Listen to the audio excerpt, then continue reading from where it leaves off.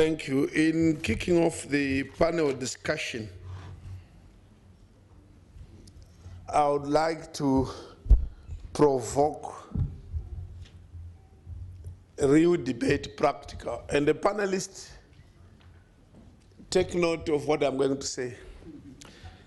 You see, sometimes you see these panel discussions just repeating what has already been said.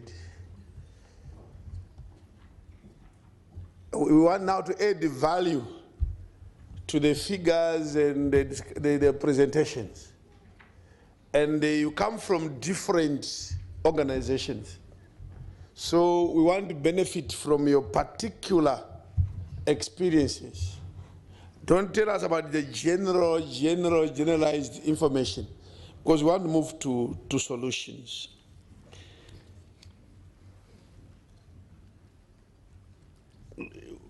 Before we proceed, we are told that the numbers of refugees are increasing. The panelists should address that issue. How can we bring the numbers down? And the Director General here said there are instruments in place, but these instruments are basically what he said, they are not working. So don't tell us about the instruments, tell us about how the instruments can work. So don't tell us about more instruments. Because we are told that these instruments may not even work after all. So let's be more practical. Then something that we need to agree up front before the panel discussion is the whole issue. I know we did this in May. Let's all be on the same wavelength in terms of definitions. A refugee, a migrant, and an asylum seeker, are they the same or different? I know they are different. So that our discussions are pinpointed. And I'm not the expert, but and I'm going to invite my friend to come back in 2 minutes, because you are the expert. So that when people discuss, we know what we mean by a refugee. We know what we mean by a migrant and an asylum seeker. If you heard the Director General from South Africa, he was simply saying, we have no problems with refugees. Those are all respected and taken care of in terms of the law, so it's not the issue. The issue is another category. And you, the experts, tell us, these people who have left their countries, the majority, are they refugees, really?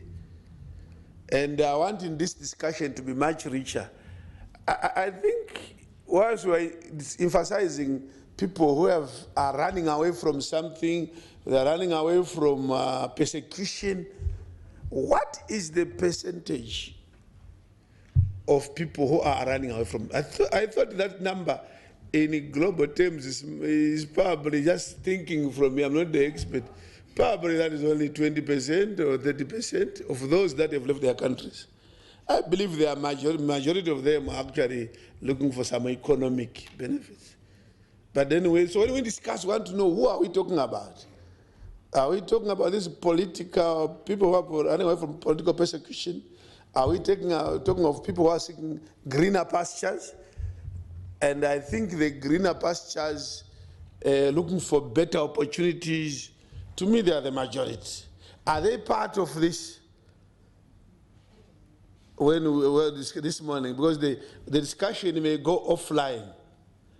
But being the chair of the panel, I would want the discussion to include everybody. It should not be limited to only those that are properly defined in the law. So can you just 2 minutes give the correct definitions so that when you get contributions here, they are really focused and we are talking same language. Just 2 minutes, tell us definitions only, no more, not speeches. Yeah, we can even do it from there. No. Honorable Vice President, thank you very much for raising these questions. You know, this is a fundamental question because when we are also trying to raise, for example, money to assist the refugees, the one point that is coming again and again vis-a-vis of the donor community is how many people are there, okay? How many people? So the numbers even is a big issue.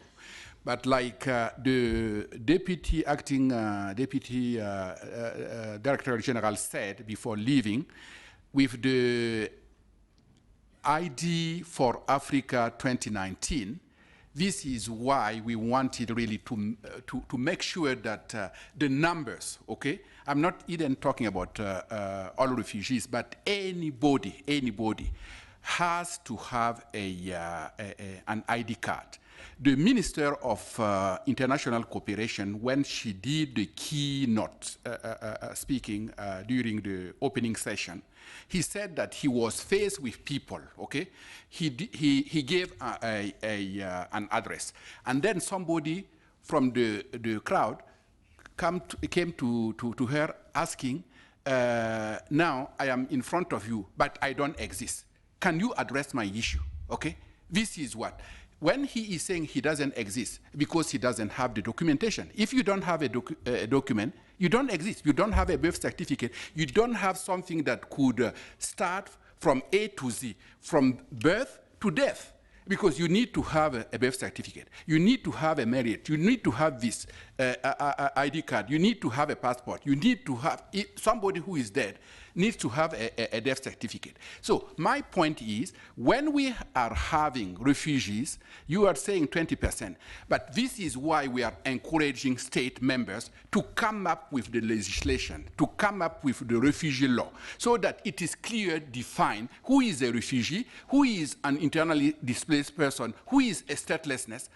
And when we have that, we need also to have the two elements, the first instance and the appeal board. If I come to South Africa today and I'm saying I'm a refugee, okay?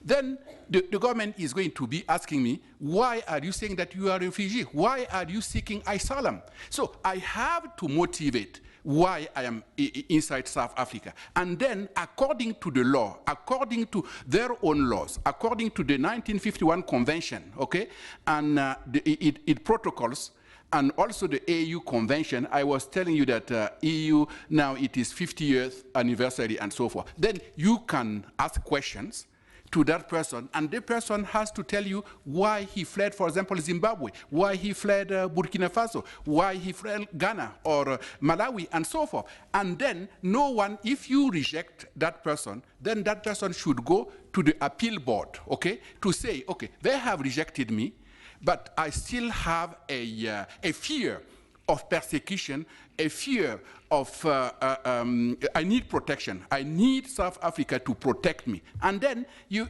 will see. But it cannot just be people coming because it is migrants, economic migrants and so forth. No, this cannot stand unless you go to the process. There is a process. But what we are having, not only here, but for Kenya, for many countries, we don't have the instrument, the legal instrument. We don't speed up the process to listen to people. If I am here, okay, in South Africa, and I am saying that I am an asylum seeker, okay, and then my case cannot be heard.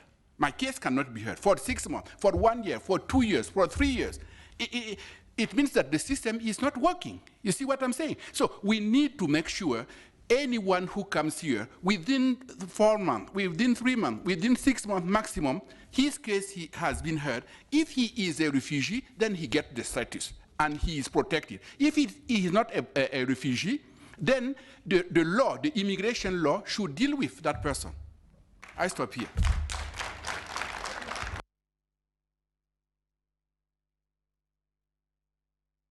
So let's proceed.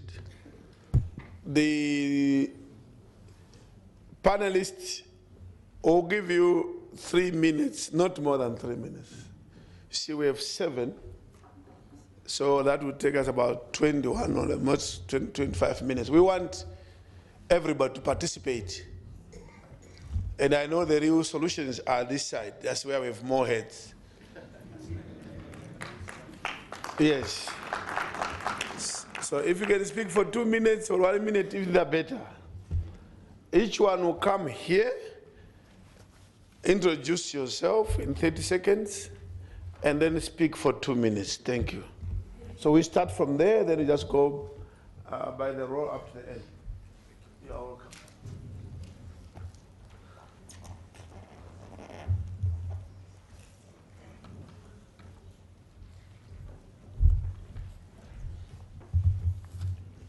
Thank you, Chair.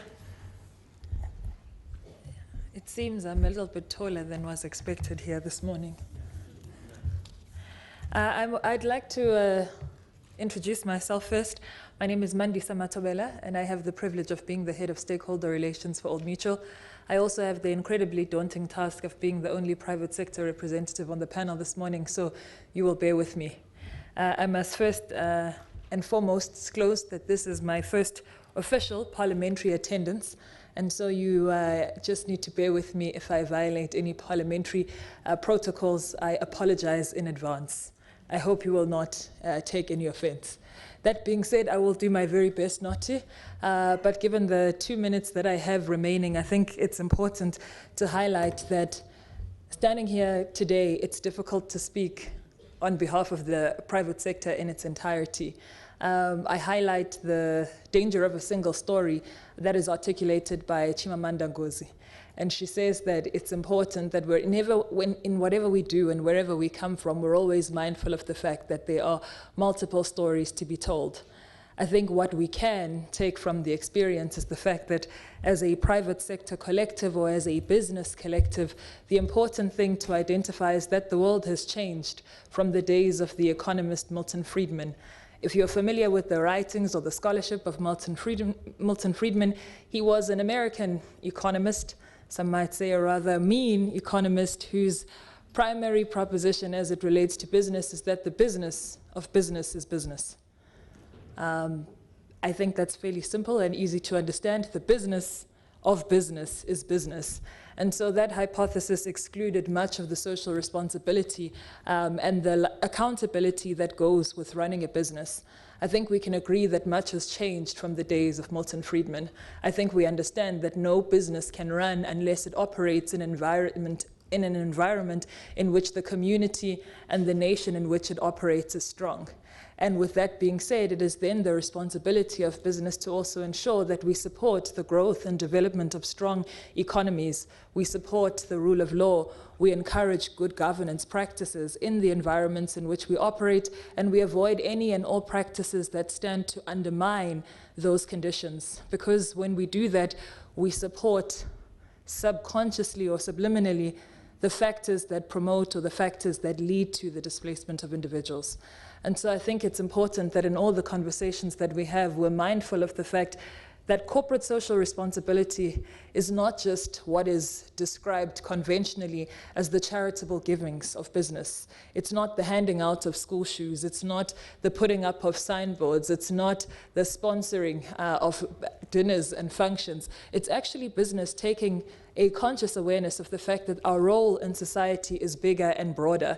A.B. Carroll, who somewhat represents views that I find much more progressive than Milton Friedman, speaks of the fact that there are actually 4 layers of responsibility when it comes to corporate social responsibility. He speaks of the economic responsibilities that we have as business. He speaks of the legal responsibilities that we have. He speaks of the ethical responsibilities that we have, and he speaks of the philanthropic responsibilities that we have.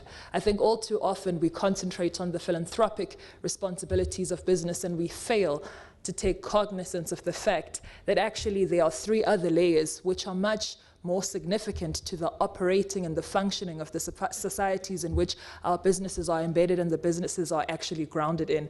And so I think those would be my opening remarks. I'm happy to delve deeper into that, but just to paint a picture of the fact that the role of business is not to give donations to displaced persons. It's not to find ways to give $1 a day or another handbag or another blanket or another food parcel to the 70 million that are displaced in the world today. The responsibility that we have is to ensure that people are not getting displaced because the countries from which they come are strong enough, the economies are growing fast enough, and the rule of law is respected and corporate governance is adhered to in the most significant and most relevant ways, which makes sense for all of our businesses. Thank you.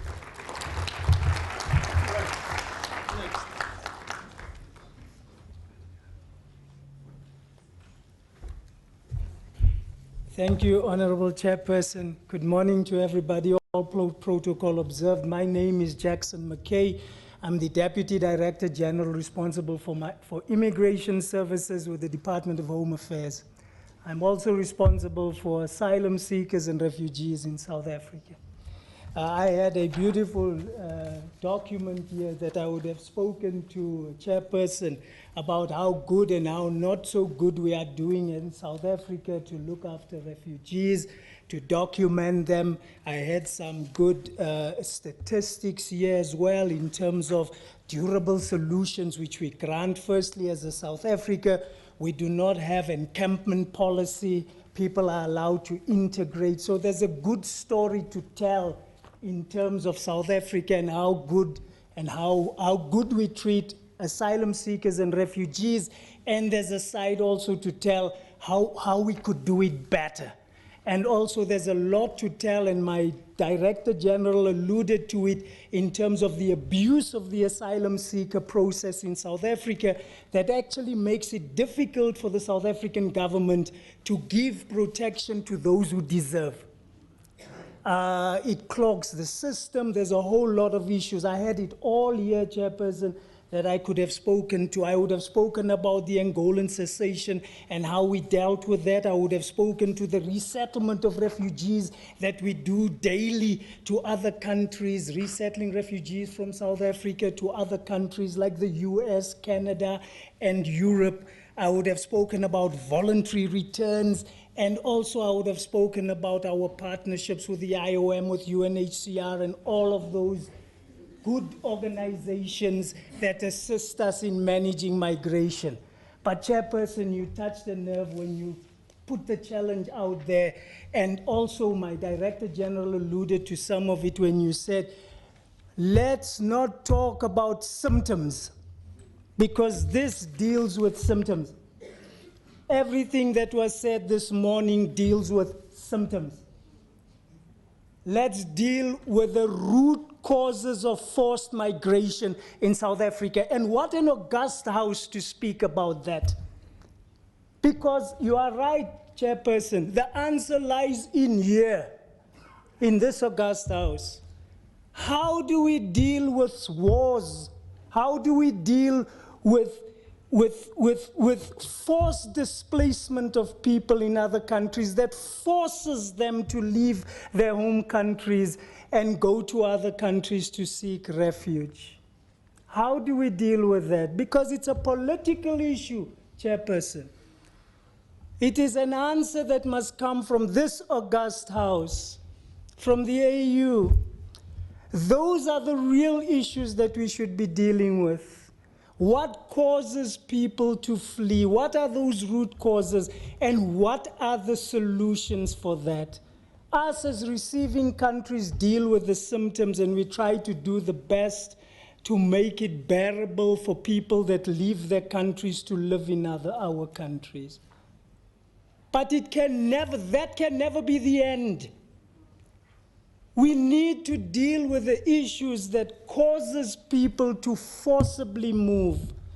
And it's for years and years that we have been talking and talking and talking. And Chairperson, I'm going to be just as controversial as yourself, and I'm going to ask the question, has multilateralism failed us?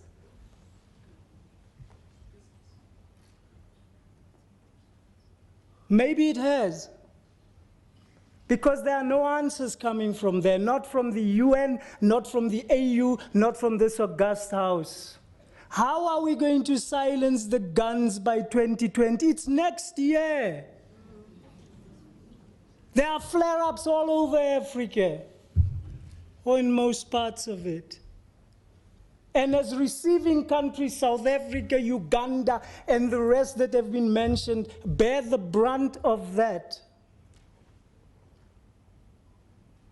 How do we deal with those particular issues? So, Chairperson, thank you very much for putting the challenge out there. I'm putting it, and I am putting it to the House and say, this is the discussions that we should be having. In all fora that I have been invited to talk about migration, I always get the sense that we are talking about the problem of migration.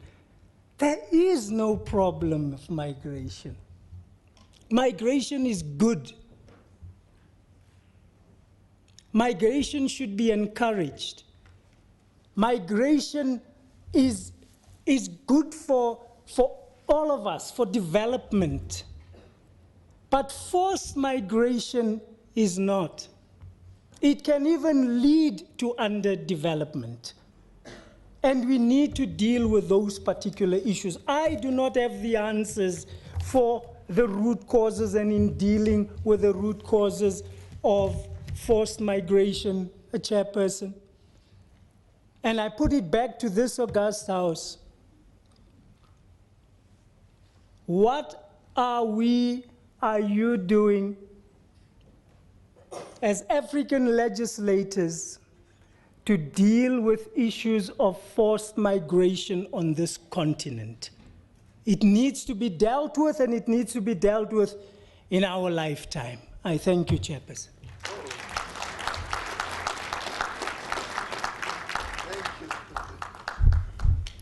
Okay, good morning, ladies and gentlemen. I think for me the height is fine. My name is Sizagele Shongwe. I come from the National Department of Sport, Arts and Culture. I think you will understand that we've just come from our elections and we're in the 6th administration, and so we've just entered into a marriage with sports. Before we were arts and culture, but now we're sport, arts and culture.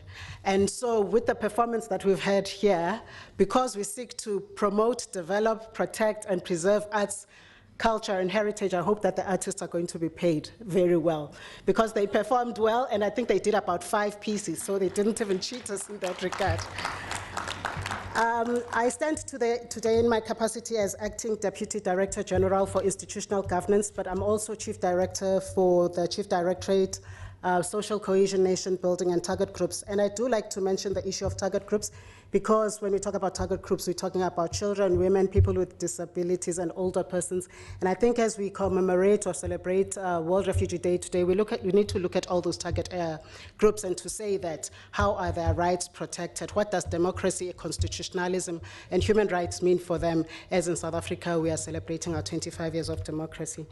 So I'll just cut to the chase with the 2 minutes that we've been given to say that what are we doing as a Department of Sport, Arts and Culture in terms of promoting social cohesion, nation building, and target groups, but particularly in relation to the issue of refugees. As a typical bureaucrat, I'll talk about, the work that we do in Outcome 14 in terms of the National Development Plan, because it talks about the cross-cutting function and nature of social cohesion and nation building.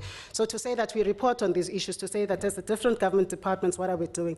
So on the forum, we have the Department of Home Affairs that sits, and obviously they're going to talk to issues of documentation and other campaigns that they do. Social development also becomes very important because it talks to the issues of families and family preservation, and they also are the very first people that ran to the scene when there've been an attack on non-South Africans in terms of providing their social relief of distress grant, which is food parcels, and we know that it's more than food parcels. And we also have the Department of Labor there sitting to talk about issues of employment and labor, particularly around issues of UIF as well, when people that have no documents have already worked, but when they want to claim their UIF, they don't get it. So we have various departments sitting there, the Department of Justice and Constitutional institutional development in terms of the act, the piece of legislation that we have now on combating racism, xenophobia, and other intolerances. So that's the one part that we do.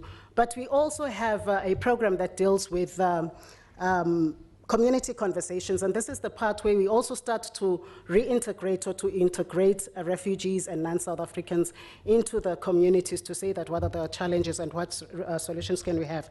And then thirdly, we also have a program that talks to social cohesion advocates, and these are eminent people such as your Judge Bezos, and the former judge of the Constitutional Court, Yvonne Mohoro, sits there as well, to promote social cohesion in communities as well, to create platforms where we can discuss that. And we've done a lot of work with our social cohesion advocates in KwaZulu-Natal, Umlazi, Isipingo. In March, April, when there was the truck issues and the burning of people and so forth, we went to Diakonia to have a dialogue with them and to start to say that how do we centralize that into the communities.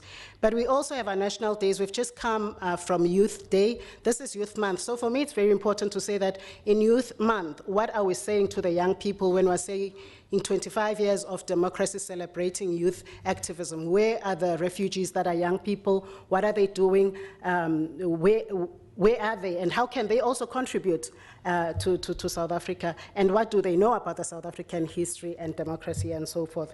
And then fourthly, we have your Moral Regeneration Movement, a program that talks to positive values and promoting positive values, destruction of public property and so forth. So that's another program that we sort of like use to promote social cohesion and nation building. And then lastly, which is I think very important for me as well, is what we're going to have in mid-September, and I think everybody here is going to be invited to that. We're going to want to do a social compact, a national social compact, whereby we're going to talk to business to say that what is business prepared to do to ensure that we promote social cohesion and nation building? What is the labor sector doing? What is NADLAC bringing to the table that's going to bind them, and then we're going to monitor them? What's the religious sector saying? What's the traditional leaders, traditional healers saying? What's the media saying is their role in promoting social cohesion and nation building? But more than anything as well, I have recently learned about the Refugee Global Compact, and to say that it would be good to also build on that, on the 4 pillars that we have in that compact. And I'm going to share the sentiment as I end of my colleague from Home Affairs to say that maybe I'm not talking in my capacity as a government official, but for me, what I've always wondered about is the African peer review mechanism as well, to say that what's their role? The AU, what's their role in this whole situation that we find ourselves in? Because indeed, I think we need to go to the root causes, and do a good root cause analysis before we go to trying to see that what can we do about that. And I think the most important things we can all say and agree for sure that I think it's issues around issues of democratization, constitutionalism, and general good governance practices. Nyabong.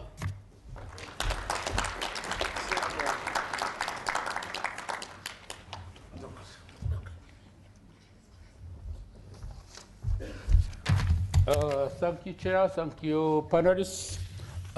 Thank you, all members, for coming to grace this occasion. I'm from the APRM. My name is Akatendeko Ferdinand. I represent the Chief Executive Officer of the APRM, Professor Ed Maroka.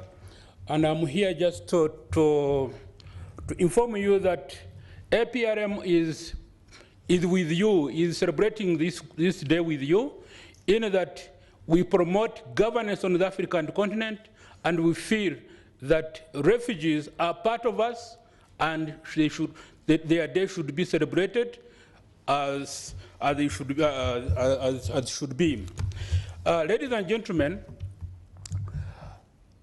I want to make one statement that everybody here is a potential refugee. Everybody here is a potential refugee. Nobody should say that I cannot never be a refugee. Circumstances which force refugees to go from their home countries can as well force you to leave your haven, your safe haven, your good home, and be a refugee. So please, respect refugees, respect whatever they are doing, in that you can also be a refugee yourself. Secondly, refugees are human beings. Refugees should not be the denied their rights, in that they are human beings as yourselves.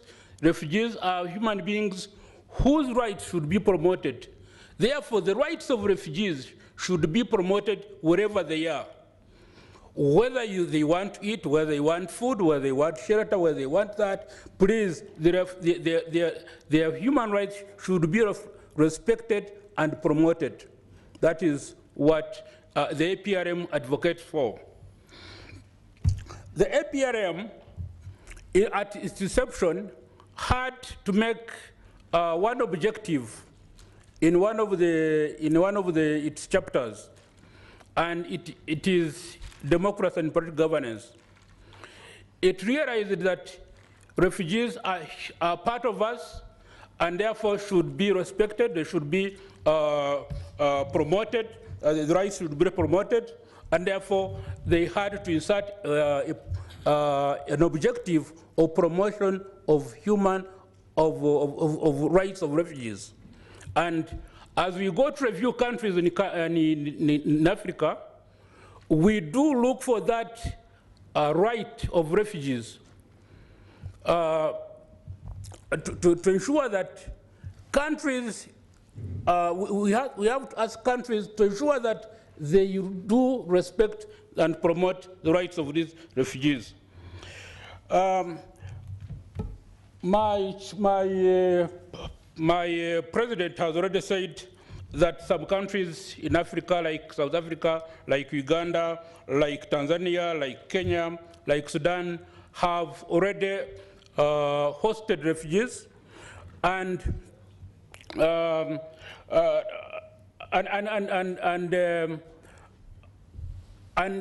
wherever we go to these countries, we have been finding that the conditions of living of these refugees are not as par as those conditions of the nationals. Why? Why should it be? Countries should give the same conditions to refugees as the nationals of their countries. Because the refugees are considered less human. They are considered as if they are not part, are not part of the country they are hosted in. Therefore, they find themselves in circumstances which do not promote their rights. So, what should we do to promote these rights of refugees? Give them shelter, give them land tier, strengthen institutions which look after refugees. The Home Affairs have heard that they give jobs, they give what, they give homes. Please give them homes, give them shelter, so that they don't feel as if they are not part of the nationals. Why should we discriminate them? Integrate them in society, give them land, still. We should respect also this refoulement principle of non-return. Why do you want to send refugees back where they are coming from, where they are being persecuted? I understand some countries, whenever they get some refugees, they say, please, we don't want you in our home country. Why should you return them to where they are being persecuted? Why do you want them? They would be killed. The refoulement principle is always not respected by some countries, and the APRM is always looking for that. If we go to countries and we find that you are not respecting that principle of refoulement, non-refoulement, then we advise that country and the head of states, please, to address that problem of non-refoulement. Refugees are very responsible people. They are like you. Please utilize them. Let's not look at them as people who are useless. No, they have got skills. They have got the brains like you. Why shouldn't you educate them? Why don't you give them means so that they can develop themselves? Or so that they can influence, develop your country. In some countries, you find that a refugee is more even important than the nationals where they stay. Why don't you give them the means so that they can develop themselves and even develop that country? I have heard there is one person who has developed as a doctor here, as a refugee, who is now helping the society of South Africa. In Uganda, some refugees have taken up businesses. They are now giving good services to the people, more than the people who live within the country, who are the nationals of that country. So why don't you give them the skills? Why don't you give them all the rights they deserve, all the work they want, all the means they do, all the means they would want to have, so that they can develop, they can contribute to society. They are not a waste, please. This is my call for you. Thank you very much.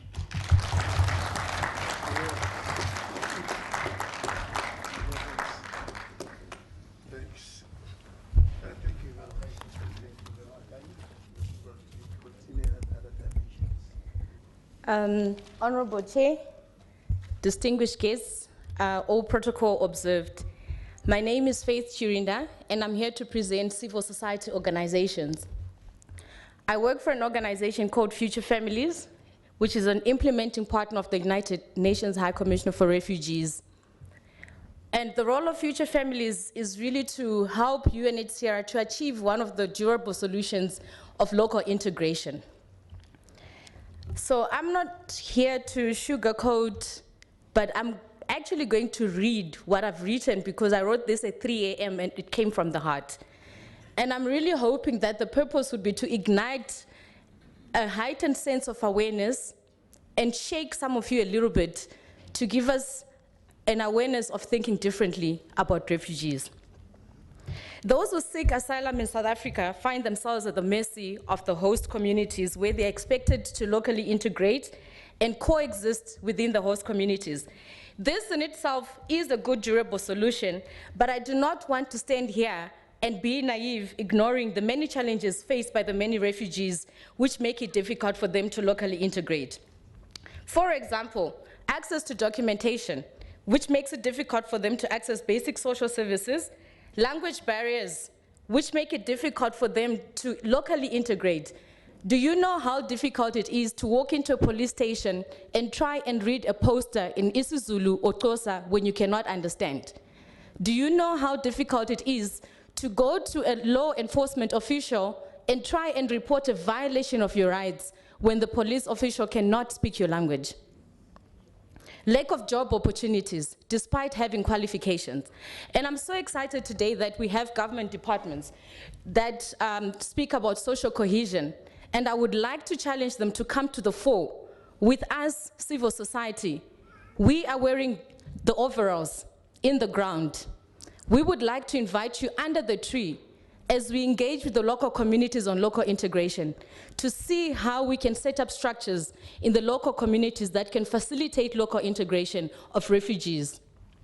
Civil societies such as Future Families recognize these challenges at their grassroots work and work together with UNHCR to alleviate some of these pressures associated with local integration through the provision of psychosocial support and cash-based intervention assistance to persons of concern. We take a developmental approach to our work because we also do not believe in handouts. We have moved from a humanitarian approach to a developmental approach where we work with other implementing partners that provide legal services, livelihood and skills training in an effort to offer holistic intervention which can promote self-reliance amongst refugees. In so doing, civil society will continue to promote self-reliance and promote a rights-based approach which is non-discriminatory in its program implementations. We would fail the basic test of humanity if we discriminate between refugees on the basis of religion, race, or ethnicity. When we work with my team at Future Families, when we see a refugee, we do not see a Muslim refugee or a Christian refugee. We see a mother, a father, a son, a daughter. We see a person with an equal right to stand in dignity in this planet, and this shall remain our fundamental and core value. It is also important to maintain a clear distinction, as the Home Affairs officials have said, between economic migrants and refugees. Maybe let me give the definition. An economic migrant chooses to move to improve their livelihood, whilst a refugee has to move if they are to save their lives and preserve their freedoms. However, we must bear that this distinction is complex and must never be used as a way of dismissing migrants who have valid claims for asylum. Emphasis on partnership and the need to work together remains one of the hallmark themes of the UNHCR and its implementing partners in addressing the political and humanitarian issue of displacement. Civil society plays a role in creating a space for inclusion and promoting dialogue with host communities which seek to promote social cohesion. Civil society has been active in championing the rights of refugees and helping restore the dignity of many displaced persons through various programs which seek not only to meet the basic needs of refugees, but also through advocacy and strengthening referrals, ensuring that they also have access to health and treatment, protecting rights of children and women. We are also here to challenge the public attitude. And I think we need to challenge the government officials to say, come down to the grassroots with us. Let us engage and have dialogue to see how we can change the public attitude and the narrative of the refugees. At the moment, what we need is collective action. The last time there was this number of refugees was after World War II, when nations came together to forge the United Nations, the UN Charter, and the Universal Declaration of Human Rights. I believe this is, again, once in a generation moment when all of us, government, private sector, religious and civil society, have to pull together to find resolve. How we respond as a nation, as a continent, would determine whether we create a stable continent or face decades of far greater instability. This calls for policies which balance the needs of local communities and refugees, which are properly funded, communicated, and implemented consistently over time. South Africa has a vibrant civil society that is prepared to take up on this role, and the onus now lies in the authorities sitting in this room to ensure that civil society is well funded to implement these programs. The point is, every country working together with its civil society organizations must do its fair share, and no country can abdicate its responsibility. I know that I cannot stand here and speak for the over 70 million displaced people, and I know it is the right of citizens of each country to reach their own conclusion about the right way forward. However, I therefore put my thoughts before you all with humility and respect. Populations that have been uprooted are the future of their countries. They are decent families with hope, and the majority of them are women and children. We should never make them feel like beggars, like criminals, or worse, like a commodity to be traded between countries, or a burden or even a threat, or to make them feel that their children are not considered equal to others. Nobody wants to be a refugee, and nobody deserves to be a refugee. As long as war is part of the human condition, none of us are immune to becoming a refugee. So all refugees deserve equal respect and compassion, and the civil society will continue to champion until our voices are heard. Often refugees are defined by what they've lost, which is their homes, families, and communities. But I think today it is also important to remember that it is a mistake to just think about refugees in that way, because they are just people like you and me. They also have a lot of things. The most important thing that they have is resilience, and they have hope. Because you wouldn't get up and leave your house, leave everything and run if you didn't have hope, hope for a better life, hope for a better future. Refugees often have, at many times, education, skills, and a willingness to work. They also have a great desire to live in peace, because nobody that flees conflict wants to go and live in more conflict. We as civil society will continue to work together with host communities for the development of community-based strategies and change public attitudes and the narrative around refugees. Furthermore, it would be naive to think that we can protect ourselves selectively alone from the challenges in a global world by pulling away from other countries or people. As with any global problem in the 21st century, uncoordinated national and civil society responses are not the answer. An unstable world is an unsafe world for all, and there's no barrier high enough to protect us from such disorder and desperation. Because if your neighbor's house is on fire, you are not safe if you lock your doors. Isolation is not strength, and fragmentation is not the answer. If we are to survive as a humanity, we cannot simply look away. Not from the people of DRC, Ethiopia, Somalia, Burundi, Rwanda, Syria. We call them refugees, but they are people like you and me. And if you stand right in front of them and look them deep into their eyes, you might see an entrepreneur who can give something to the host community if given the opportunity. Strength lies in being unafraid of working with others. So let us live up to the highest standards of our ideals, and let us continue standing together with refugees. Thank you.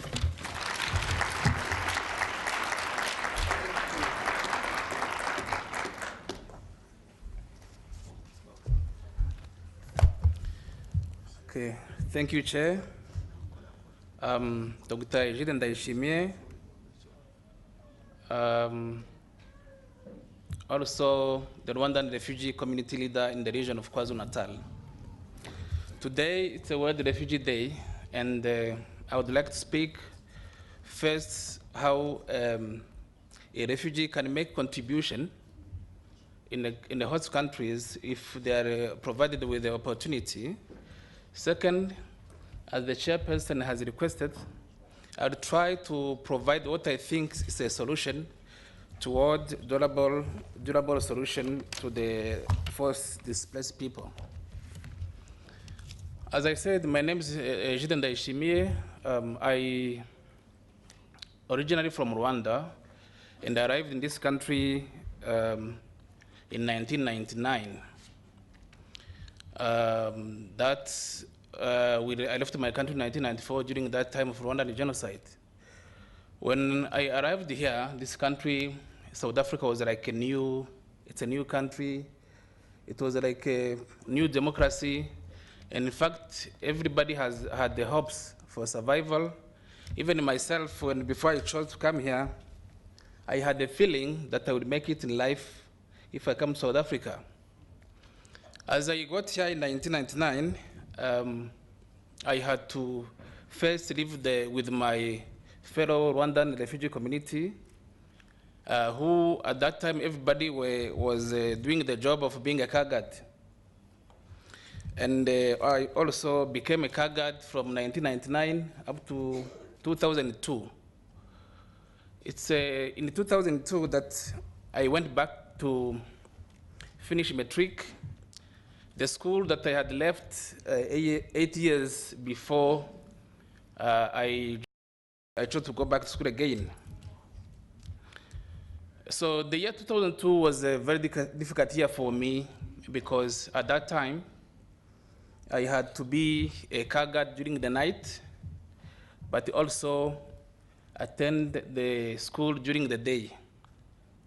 But at the end, I managed to pass matric with good results, and somehow my life became much better.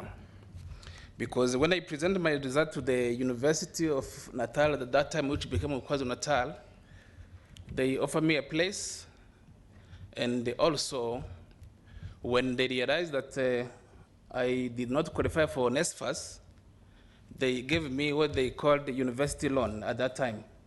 It was a loan for them, but for me, it was like a scholarship. And maybe they thought maybe I'm going to be able to pay at the end of the year, but it did not happen. And when it didn't happen, actually, I could find myself again going to square one to become a car guard again. That's when I was lucky enough for UNHCR to come in, and also using DAFI program, DAFI scholarship. So UNHCR and DAFI program helped me to finish my medical degree And as I stand here today, I regard myself as a successful person. I'm a senior medical doctor in one of the hospital in KwaZulu-Natal. Not only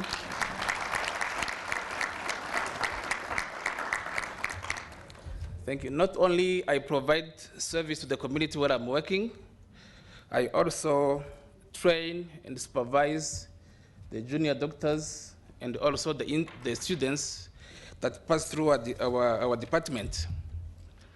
It was not by my supernatural power that I got all this.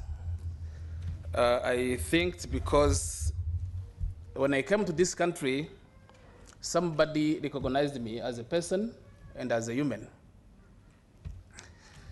So I was able to get the identity documents. I was able to use the healthcare whenever needed, the social service, and also education.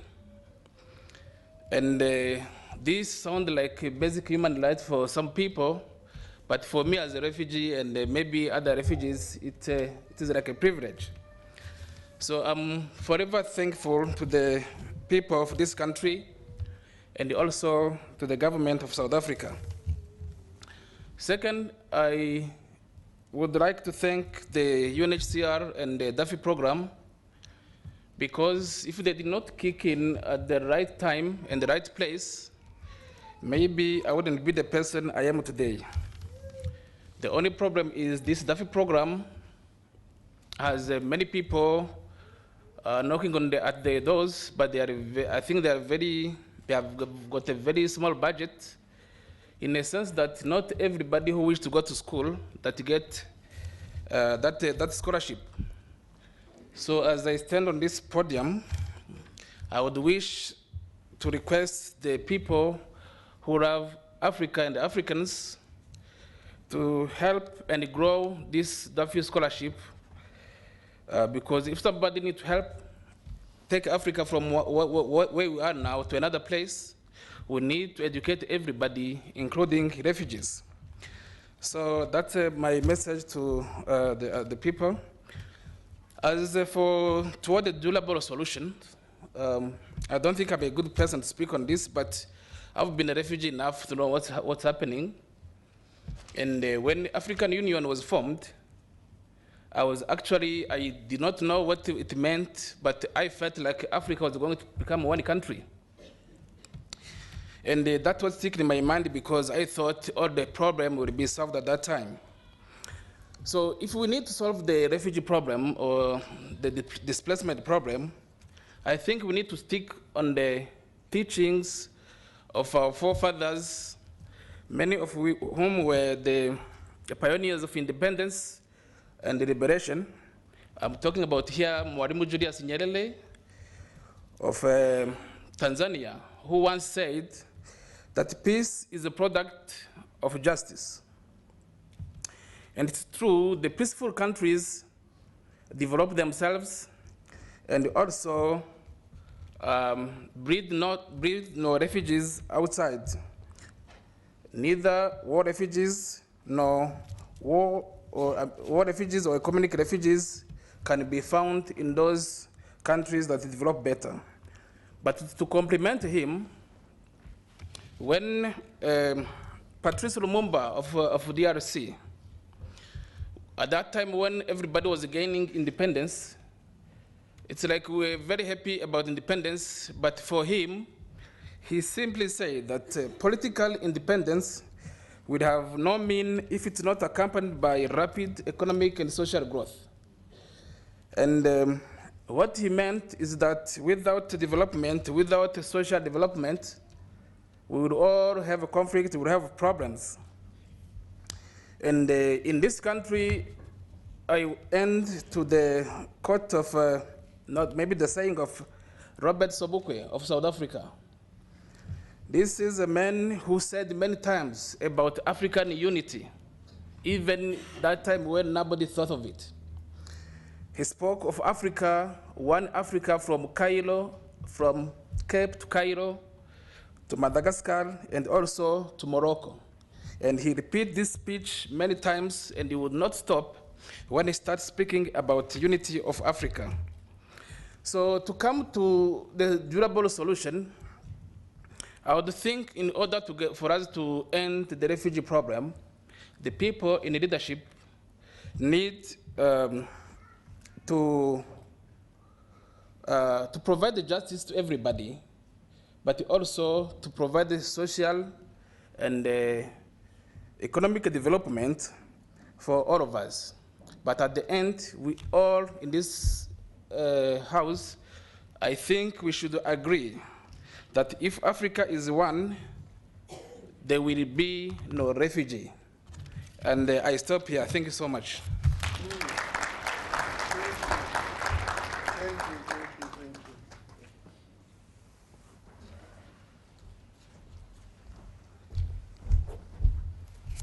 All right. Good morning, everyone. Chairperson, thank you very much for setting that challenge that you've given us. And I would actually pick up from my dear brother, where he just demonstrated in living color what I'm about to say. I think if we are to seriously talk about the solutions, we have to look at what the people across the world have said through their representatives in the United Nations General Assembly. They have come up with the concept, really after broad consultations, of the Sustainable Development Goals. And at the center of them is leave no one behind.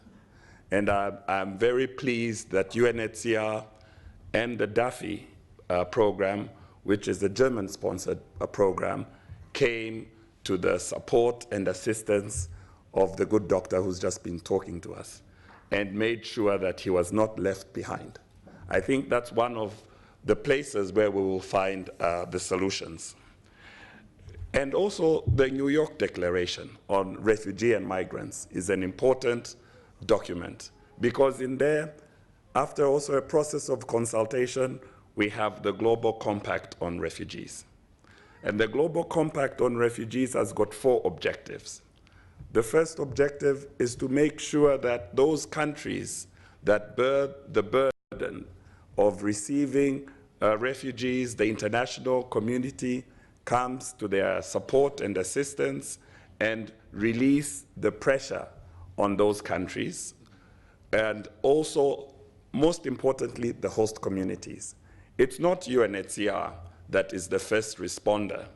It's not the governments that are the first responders. It's the community that welcome refugees, provide them with shelter, share with them their food. So it's very important for us all to come to their support and their assistance. And this is already a very big part of finding the solutions. There are 70 million forcibly displaced people. There are more than 10 million statelessness persons. So one country cannot bear that burden with a group of frontline states. Can Uganda manage by itself to look after 1.5 million refugees that have arrived mainly from South Sudan? It's not possible. So it's very important to provide support to the host countries. The second one is that we have to recognize that the refugees are not just passive recipients of humanitarian assistance, but they are very important contributors to the societies that they join. They are there, they can be there as agents of development and not passive recipients of humanitarian assistance. Therefore, it's very important to pass laws, to have policies and procedures that include refugees. That's why it's important maybe to articulate this in the African Parliament, to say that the parliamentarians at the national level should be able to make sure that there is a pathway when a refugee arrives in a country where they will be part of that social fabric. Well, they'll be part of the society that they are temporarily residing in. This is through a process that deliberately supports self-reliance.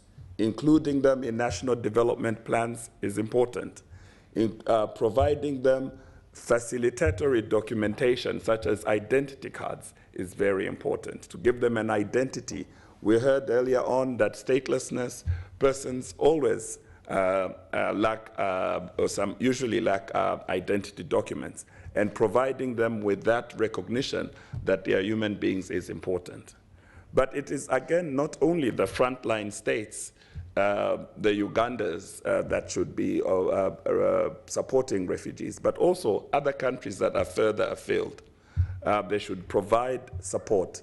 And in the Global Compact on Refugees, you have a commitment there that calls upon other countries to provide solutions such as resettlement, solutions such as third country admissions through scholarships, fellowships, or labor migratory processes. That's also important.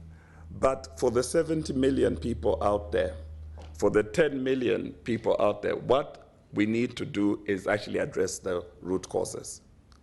To make a dent in the 26 million plus and still going up, you have to really work on conditions in the country of origin. The conditions that will allow people to go back in great numbers. Resettlement will not give you those numbers.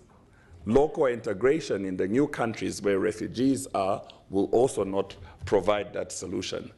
From UNHCR's experience, we have seen that actually creating conducive conditions for voluntary repatriation to the countries of origins, that's what delivers you the numbers. I recall the situation of the Mozambicans. There were more than 2 million Mozambican refugees at one point in Southern Africa. And to provide them solutions, it was voluntary repatriation. In my own country, Zimbabwe, we hosted more than 1 million Mozambican refugees. And resettlement could not have found a solution there. Zimbabwe could not have afforded to absorb them all. What really brought down that number to zero, I should say, was voluntary repatriation. And that's where we really have to focus. Now, all of these things that we have spoken, and my panelists from the colleague from the private sector to the doctor who's a refugee and is now working here, what we have seen is really the whole of society approach. All of us have to come together to provide solutions. If we want to silence the guns, it has to be the society, putting pressure on our governments to make peace, putting pressure on non-state actors to come to negotiating tables and make peace, because peace is what is going to deliver us the solutions. Also, whilst we are looking after the refugees, the asylum seekers, or even the migrants, there has to be an all-of-government approach. It's not the work of the Ministry of Home Affairs or the Department of Home Affairs in this country or in the other countries that host refugees. All government ministries, all government institutions have to be part of it. Actually, everybody in the society, the private sector, public sector, faith-based organizations.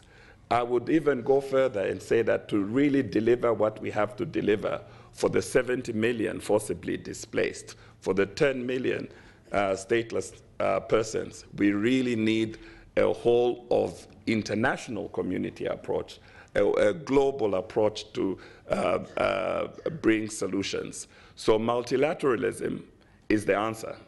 Bilateral arrangements, unilateral arrangements will not deliver us the solutions. So I've dared to provide some answers, Chairperson. There are the answers. The international community has provided the roadmap in the Global Compact on Refugees, in the Global Compact on Migration, in the New York Declaration. So the roadmaps are there. It's for us to translate them into action. And in December, on the 17th and the 18th of December, we will have the Global Refugee Forum. And I would encourage member states of the African Union to attend that meeting at the ministerial level and provide pledges and contributions and concrete action plans to really implement what needs to be done in order for us to deliver solutions for the 70 million forcibly displaced. Thank you.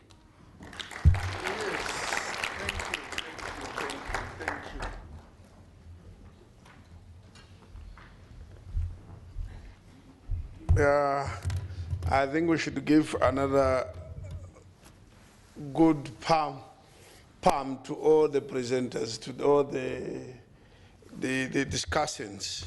Can we do that? They are all very good.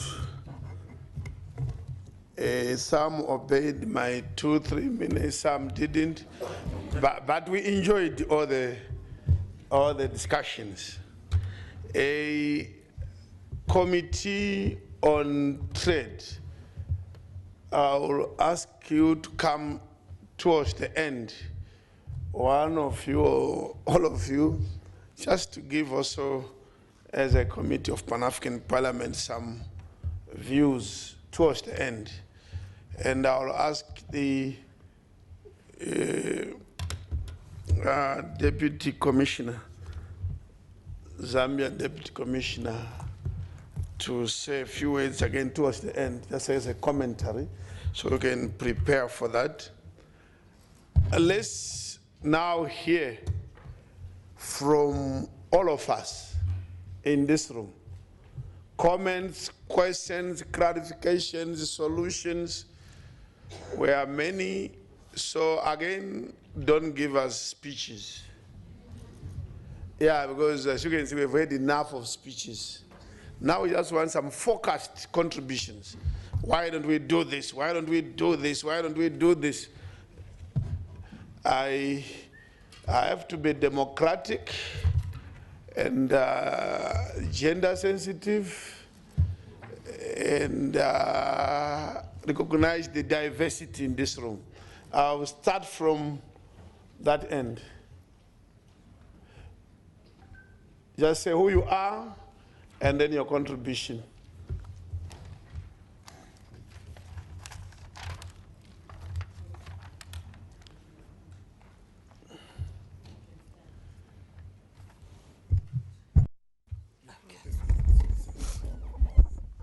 Well, good afternoon. Not sure if it's afternoon already. It's good morning. My name is Tinzwalo Makubele from SACONO, which is South African Congress of Non-Profit Organizations. We welcome this celebration. I think it is coming at a very critical time. I want to speak on the issues of localizing migrants. If at a community level in South Africa, we have the skills and the mechanisms to document, I think we will be able to document our migrants from street level. So if all the partners that are here are able to come to our party as civil society, we won't have all these issues that we're experiencing because we know who are the migrants in our communities. But we don't have means to document, to identify, and to assist them and integrate them to what we are doing. The other one is that we have the APRM office in here, which is not accessible or I'm not aware. If we could be able to access this for our own gatherings as civil society, where we are able to refer and deal with our matters, I don't think we'll have a problem of exclusion. And it will assist in the issue of engagement and dealing with some of the issues that we're facing. The issue of Home Affairs, it cannot do it alone. It has to work with all communities and with all governments. But I would like to challenge our ambassadors that are based in the country, in South Africa. They are not accessible.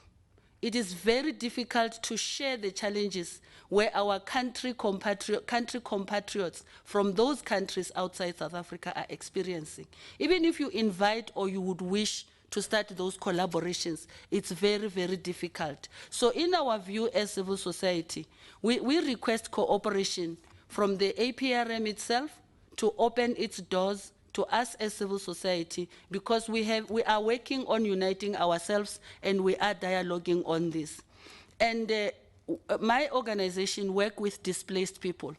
The same issues that everyone has reiterated of documentation, especially children and women, it is so rife that we find it so difficult. How do we handle them when they don't have birth certificates? How do we handle them when we don't know where to place them, because you need to place them by all those. So if all those mechanisms and instruments are available, it will be very much easy to document the migrants and know who is here and who is coming in. The economic migrants, we just heard that there was a conference that was opening trade for Africa. We have so many traders that are not documented as well, and their businesses are not organized. So if from this space we can organize ourselves, we will be able to realize the Agenda 2063 yesterday. Thank you.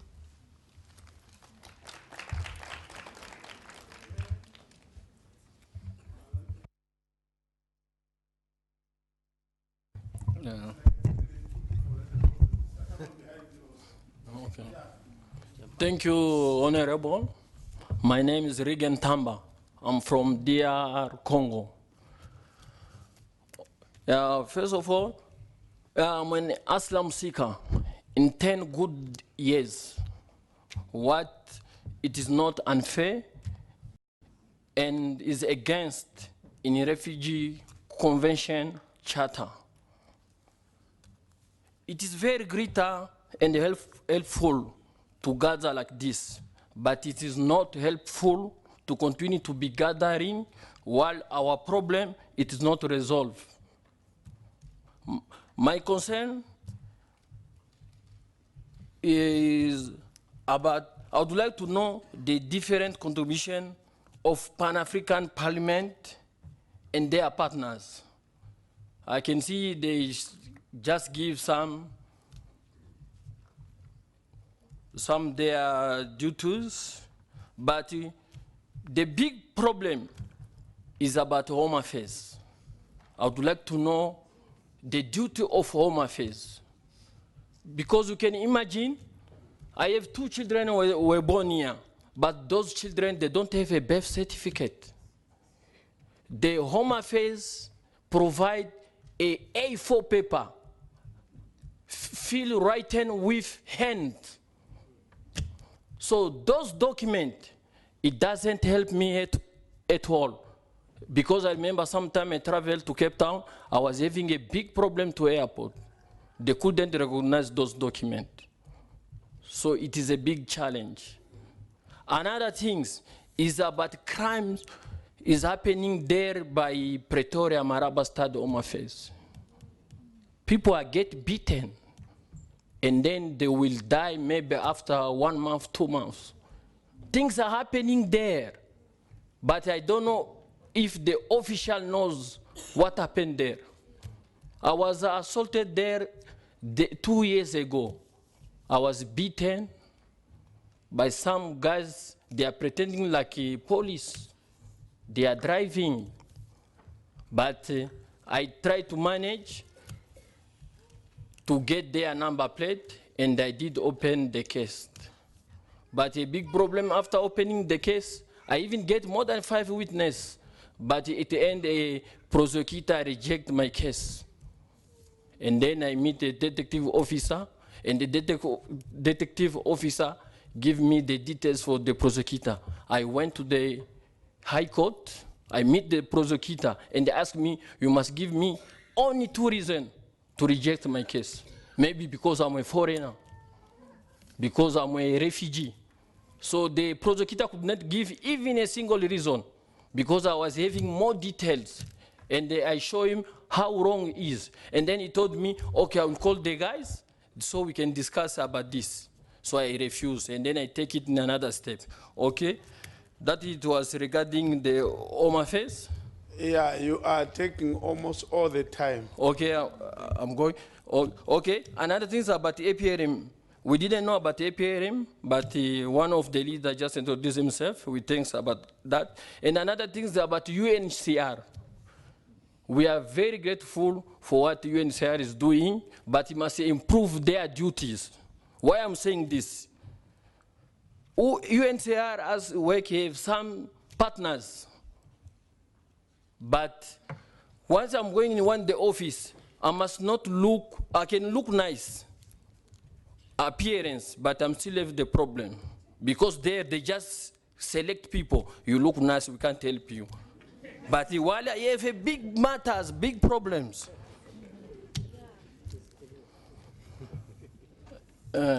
Another challenge is about the police station. Some of police stations, they don't help us, and I don't know how the Pan-African Parliament is dealing about such issues. In the society as well. Another thing is about some official politician of the government, because an official go to the media and is accusing immigrant, refugee, the one criminal. So we have to denounce and discourage some like this habit, because everything is coming about refugees, about immigrant, criminal. So my question is, I'm asking, is in jail, in the prison, is the only immigrant who are inside? Or the big number of the prisoner, they are refugees? So as the Pan-African Parliament must stand about this to protect our names, because they are pointing us the fingers, criminal are refugees. Thank you. Yeah, I was having a proposal at the end.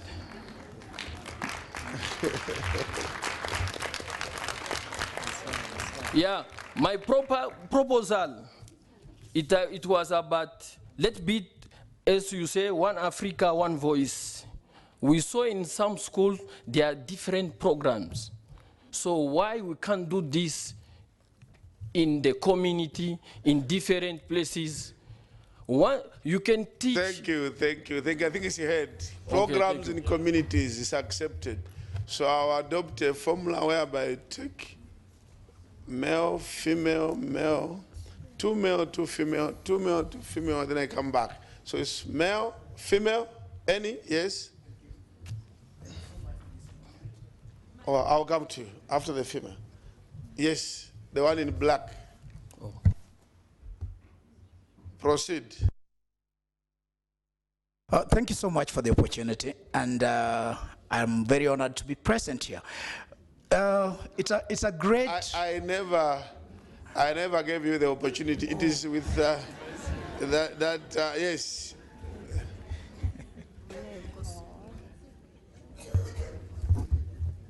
Thank you. Morning, everyone. My name is Olga Makese. I'm a refugee. I'm from DRC. I wanted to ask a question about Mr. Jackson, the one for the Department of Home Affairs. My question is, I have two children, they're born here, they have a birth certificate. These two children, they're born here. By the time last year, I go to Home Affairs to apply these children to my file for them to get a asylum seeker. Personally, for the first one who's going to a special school, because this school is going, they don't want this birth certificate, the one in a white paper. They want him to get a asylum seeker. When I go to the Home Affairs for him to get a asylum seeker, since I've applied last year on May, until now, I'm still waiting for the asylum seeker. And in Home Affairs, I go for the second time. They ask me that I have to come back to Home Affairs in town for them to check. Then I ask them, why don't they can verify this birth certificate, because their Home Affairs is also a same Home Affairs. They can verify this birth certificate, the one they give me. Until now, I'm still waiting for the asylum seeker for my child since last year on May. Then I wanted to ask why it's taking long for them to give a child an asylum seeker. And the second question is, I have one of my friends, she's here in South Africa. She has a asylum. Then the two children come after her. then she go to Home Affairs for them to get us a birth certificate. They don't want to give the 2 children the asylum seeker. Why?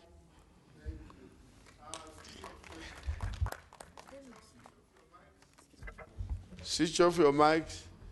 Maybe just by coincidence, I'm randomly picking.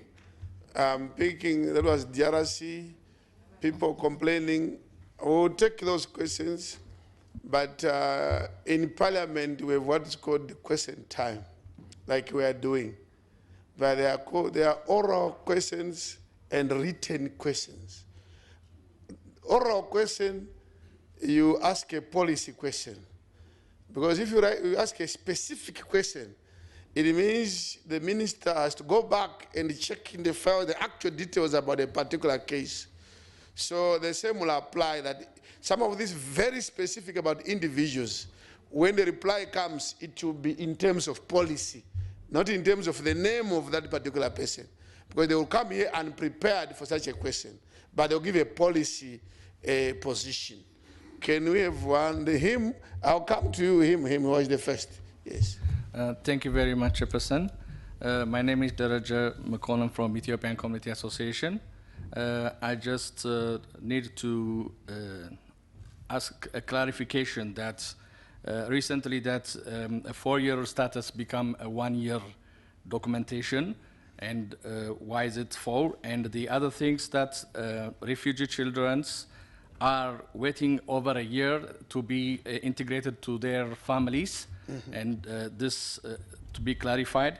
And the other things that like refugee wife and asylum seeker husband, they couldn't able to access a marriage office in order to get married. And is it a policy, or because it was not there before? And I know and acknowledge that the refugee affairs trying to do their works in top level management, but in the lower level management, it is very slow process, are very denial, and why is that for? Thank you very much. Thank you. We'll continue, and I'm going to this block, then I come back. But you see, this is turning out and is inviting something. What is inviting is that maybe the offices of Home Affairs may, or through Pan-African Parliament again, may need to organize events where these type of issues, details about individual problems are given a forum also. Today we are trying to discuss the general issues about everything across the continent, but I can see that the Home Affairs Department will be the busiest in terms of answering questions. But anyway, I'm now in this block, and as usual, him here, and then I'll then pick on you at the back, and that lady over there in white or cream. Let me have these 3 first. Thank you very much. If it's me who's recognized, is it me? Okay. Thanks very much. I have a simple question. I'm a professional community organizer. I know of people who arrived as early as 1993 who remain to this date, refugees. When actually, in terms of policy, can it be appropriate that a person who has stayed in the same country for a certain number of years may become a person, a human being? Who benefits when people are not processed and recognized? That, I think we should take a leaf from him. Be very brief, no stories. And people have clapped even much louder for that short contribution. So, yeah, at the back, yes, then we come to the lady in cream. I forgot to tell you my name. I'm Ishmael Mkabela. Mkabela. Yes, proceed. Thank you very much. My name is Emmanuel Musa Mulamba, and I've got a suggestion for Home Affairs, because the biggest challenges that we're facing is documentation, and Home Affairs is doing nothing about it. The case is getting worse and worse. Can we have stakeholders to assist Home Affairs? They are confused. They don't know asylum seeker. They don't know economic migrant. They are blaming everything on economic migrant. As a refugee go to Home Affairs, they ask for a passport to enter inside. Where do you get a passport when you're running away from your country? So that's the biggest confusion.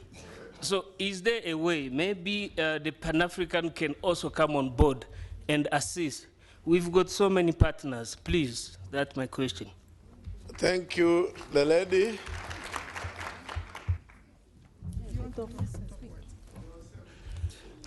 Thank you. My name is Nikki Watezwa. I'm from GRC. My question is the first question is to Department of Home Affairs, why the kids who born here, they are not getting the birth certificate? Because they are giving us the reason they are refugees. What I know, someone who born to another country is really demand to that country. It must have the really paper for that country, not refugee like us we call. The second one, in the Home Affairs, I don't know if the minister knows about those people, they're asking money in Home Affairs for you to get the paper. Especially the newcomer. Someone who come here is the first time to come in South Africa. He doesn't know anything, he doesn't have anything, any money. You are asking them money to get a paper. To enter there, you must pay 1.5. Just tell me, someone who come, he doesn't have anything. Maybe he doesn't have a place to stay. But where he gonna get that 1.5 to pay Department of Home Affairs for him, where to get a paper? The second one, I thank the doctor because he spoke about UNHCR, about education. I apply for education because I have the refugee status. So I didn't, but they didn't apply back to me. But I did my best to save my money to that small job I was having. I get qualification in certificates for community health care. So I start to look the job about that. So I applied to, I can say 10 places. They are telling me I'm not South African. I need to have the green ID, but I have the red ID. I don't know if you can answer us about that. Thank you. Thank you. The money you are paying, the money you pay, is it a bribe or is actually a requirement in terms of the law? Is it a bribe? It's a bribe? Yes. Okay. I've done 2 males, 1 female. I'm looking for a female here first. If there's none, okay, I can see the back. Yes, in red. I'll go for the one in red.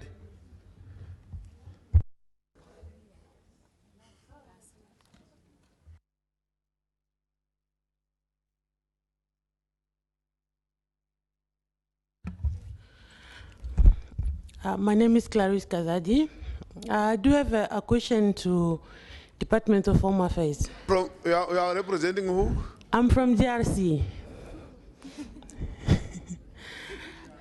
He's very lucky this morning. Yeah, but be brief. Let's not ask the same questions like I have 2 children. I think that has been taken now. I have 2 children born here. Those is taken now. Let's have something different. Yes, my question is, how long does it take Home Affairs to get the certification letter? Because I have applied since 2013. Up until now, I have not get an answer. Okay. Yes, that was the my question was also raised here. So I've done here this side these 2, yourself and then Honorable. Proceed.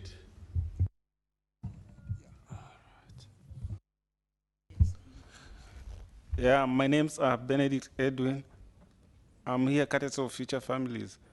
My question is, there's a time I had a program in Mauritius, so I had to to apply for my paperwork to process a visa. But upon submission of my papers, the department said they don't accept this thing. That is an asylum. So my question is, in other places, what I know is that you are not allowed to travel to your country of origin, but in case of anything, you can be given permission to travel to another country. But here in South Africa, the system is different. So I would like just for clarity about that. Thank you. Thank you. Honorable. Thank you. My name is Waviria Veronica, a member of parliament from Uganda, and also a member of Pan-African Parliament, and I sit on the Committee of Trade, Customs and Immigration Matters. I'm just responding to one of the questions that has been asked by a gentleman who is a refugee from Congo. He asked about what is Pan-African Parliament doing about refugees. As a member of the committee, we have passed resolutions in regard to that the National Parliament should be having refugee laws. And I'm a national of Uganda, and Uganda we are having a refugee law, which I'm very sure that is really helping many refugees. Because the Ugandan refugee, it entitles refugees to settlement, it entitles refugees to social services, and also it entitles refugees to free movement within the country. So I'm very sure that countries which are having refugee laws, the laws are really helping them. And I just want to encourage countries which are not having refugee laws, I think, to have them in their national parliament, because they will really help them. Because for the Ghanaian case, we are doing very well, and sometimes we consider our law as the model law for refugees in Africa, because it's really doing wonders. Thank you. Let me now ask the representative from the Ministry, from Home Affairs, to respond. Thank you very much, Honorable Chairperson, and thank you for assisting me by explaining to the House that I would not be able to deal with individual issues, but that we could always deal with those issues. For instance, the lady that raised the issue around from DRC, family reunification, and the birth certificate issues. I have staff here. Could you just raise your hand, Mandla? I have the head of asylum seeker management here. You could please, for your personal issues, approach him for... Can I just... Sorry, can I just, you know what, in fora like this, it starts off well and then it ends up like this. And I'll tell you why. It's because these are bread and butter issues that people are raising.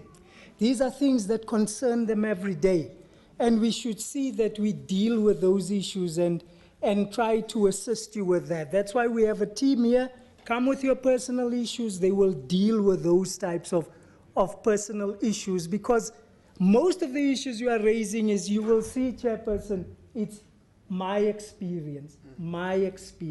So they are talking about their experiences. We will deal with that. We will take you on board with that. But it also leads us away from the very important discussion around policy, Chairperson, because we get bogged down with this type of interaction, which really should be done at another level. We are not a perfect organization, the Department of Home Affairs. I don't think there's any perfect organization in your country you come from, as well as in our country. We try to do our best with the resources that we have. We have serious challenges as the Department of Home Affairs.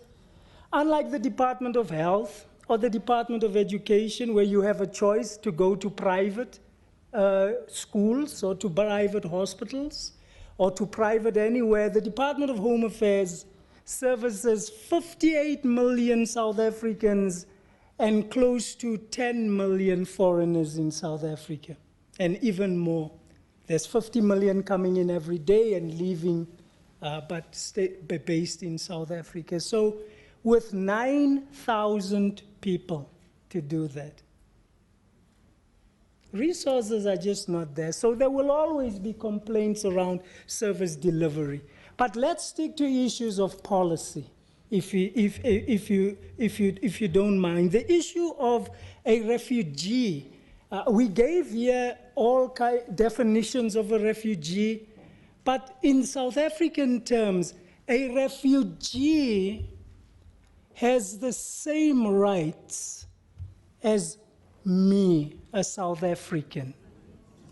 The same rights, could I just finish please, has the same rights as a South African except the right to vote.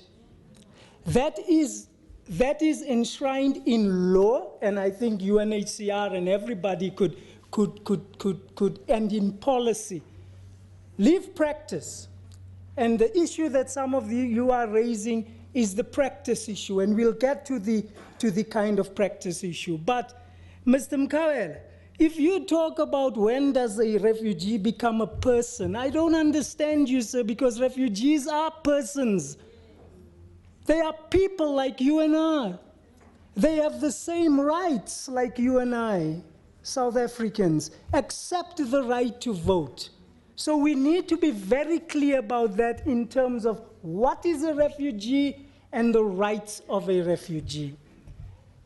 Now, an asylum seeker is different. An asylum seeker does not have all the rights that accrue to him as a refugee because he is still in flux, his determination still needs to be done. And in the South African context, in my speech I threw away, I would have given you data that shows how many, in terms of durable solutions, one of the most important durable solutions for refugees is to grant them permanent residence and citizenship in your country.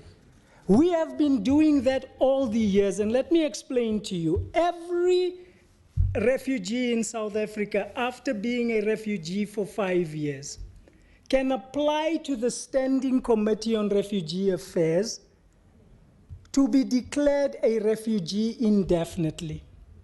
The Standing Committee on Refugee Affairs will look at that claim, they will assess the situation in your home country, and if their assessment is indeed you cannot return to that country because you will still face persecution there, they will then declare you a refugee indefinitely. And if you are declared a refugee indefinitely, you can then apply for permanent residence. And after being a permanent resident for 5 years, you can then go on and apply for citizenship in South Africa. The good doctor has gone through those processes. Hundreds, thousands of refugees in South Africa who were refugees in the past are now citizens of South Africa. So there is a pathway in terms of becoming a full citizen of South Africa. But the only right that that gives you now is the right to vote. Otherwise, you still, as a refugee, has a similar right as a South African. That is the policy. In terms of marriages of refugees, there is no, you can marry who you want. I mean, I'm clear when I say you have the rights as a South African. And we might want to look at the issues, the practice, and the challenges you are facing when you want to get to marry either a refugee or somebody else. Now, I need to hasten to mention, Honorable Chairperson, that in this area we deal with vulnerable people. And because of that, there's a huge, huge abuse of the system. You find someone that is a failed asylum seeker, now needs to leave the country, suddenly wants to marry a refugee so that they can remain in the country. It is not it's a marriage of convenience. So when you come to Home Affairs, when you say, I would like to marry, there's a lot of things we have to do. We have to investigate that, and it takes time. Whether you are indeed, this is a true relationship, whether this is not something of convenience that we are looking at. Family reunification, the other question, it's allowed, but let me explain to you what happens every day now, what we experience every day in our work situation. People come there with children that are not their own. The children are brought in from the DRC that are not theirs. It's family members, it's some other people. And they come and register them as their own children. Now, when you do apply for refugee status or asylum status at the first instance, we ask you questions. Do you have family at home? What are their names? Do you expect them to join you? Do you have any identity document for them? We ask all of those questions so that it makes the reunification easier when those kids join you at a later stage, because we would have the detail. Now, if kids just rock up on our doorstep, there is nothing on your file showing that. There is never any mention of it. We need to investigate whether those kids are your kids. We need to investigate whether this is not trafficking that we are seeing of children. There's a lot of things happening out there, and we need to make sure, and that means we need to investigate, and investigations take time. So all of those issues here, Chairperson, that have been mentioned by every one of the person that raised it, if we have to look into those cases, you will find I would have an answer for every one of them. Why there is a delay and what is required from you and what we don't have yet. Those are operational issues that we deal with every day, and are huge challenges in this particular area with fraudulent claims. Huge, huge issues, and you know it. Chairperson, on the other issue of a request for a passport, can I just explain this? The corruption issue. Ma'am, when you come to our offices, it's boldly written there that services for asylum seekers in South Africa are free. Free. You don't pay for it. So anybody that asks you to pay, report it, and you have a duty to report it, because it is corruption. We don't expect any asylum seeker to pay for any documentation, not for an asylum seeker claim, not for a passport, not for a refugee identity document, because these services are free. So when you experience corruption, we all know what to do. Report it. Report the corruption, and if nothing is being done about it, phone the corruption hotline. And if there is, all our officials are expected to wear name tags, take the name tags. If they don't have it, ask where is it and who I am speaking to, so that you can go and report it. You have a duty to report corruption. It's your duty to report it so that we can act on it. The gentleman with the visa application, I didn't really get your issue. If you are traveling with a refugee document, a refugee passport, if you are a refugee and you apply to another country, that country will, based on their rules and on their requirements, they might not recognize a refugee a passport issued by certain countries, and that is why you have problems. Or if it is any other issue, I'm willing to speak to you after this so that I can get the essence of what is your real problem and be able to answer that for you. The last one, Chairperson, that I think that I need to talk to is the issue of the birth certificates. Now, in South Africa, we have what we call a national population register, where all South Africans are registered on. South Africans, National Population Register for South Africans. And unlike any other countries, the entry point into the National Population Register is a birth certificate, the birth certificate. That is why South Africans, now being born in South Africa doesn't make you a South African. Let's make that clear as well. You are not a South African if you are born in South Africa. You are a South African, one, if both your parents are South African, or one of your parents is a South African.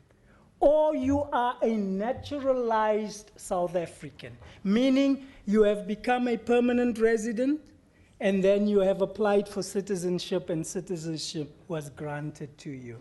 Those are the three categories of a South African, and you are then put onto the National Population Register. If you are a foreigner giving birth in South Africa, you are given what is called not an abridged, an acknowledgement of birth, a written document. Because you are expected to take that document and go register your child with your authorities. Now, let's not talk about refugees. I'm talking about foreigners in South Africa. So you take that document.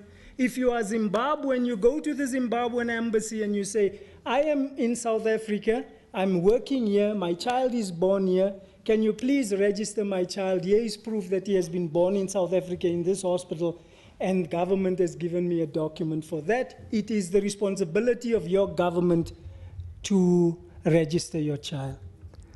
If you are a refugee, we issue you with such a document as well, but the document that you do carry is your refugee status document, and your child should be given a refugee. It is family reunification, and they should be given. That is why, Mandla, I want us to check that issue there with that lady to find out why we are not giving a child a document. So the identification document then for a refugee and a refugee child would be the refugee ID document or the refugee, the Section 24 document that they carry. And all state institutions must recognize that document. It's a valid South African official document, and where you have any challenges about that, please bring it to my attention or to our attention so that we can deal with it, because you can open bank accounts, you can transact on that document as you transact with a South African identity document. Chairperson, I think I will stop there on the type of issues and questions that we have. There is a team, Mandla has his team over here. They will be, I hope, set up a desk at the front there, Mandla, where people can go to you, where we can deal with individual issues and individual problems that we have. But, Chairperson, not to digress from the issue. And this is, like I said, I've been invited, I address so many issues. We never get to the policy issues. You see, you are correct. And everybody sitting here, as I have said, ma'am, excellent delivery. Sir, excellent delivery. Everybody that spoke, excellent. But they are dealing with the symptoms, as I had said. When are we going to sit down and talk to the real issues of How do we, sir, getting the numbers down is not repatriation. No, it's world peace. As you have said yourself, it's world peace. It's making sure that people don't leave their countries because they are forced to leave their country. I'm sure every refugee sitting here would love to return to his or her country. They would love that, but they don't have the opportunity to, or they can't because there's still might still face persecution. But nobody leaves his country and not yearns to go back to his country. So to get these numbers down, we need to make sure that we do not add to those numbers. So thank you very much for taking care of those that are already refugees and that are already asylum seekers. How do we stop others from adding to that number tomorrow? That is the question and the issue, Chairperson, I think that we need to answer. Thank you very much. Yes.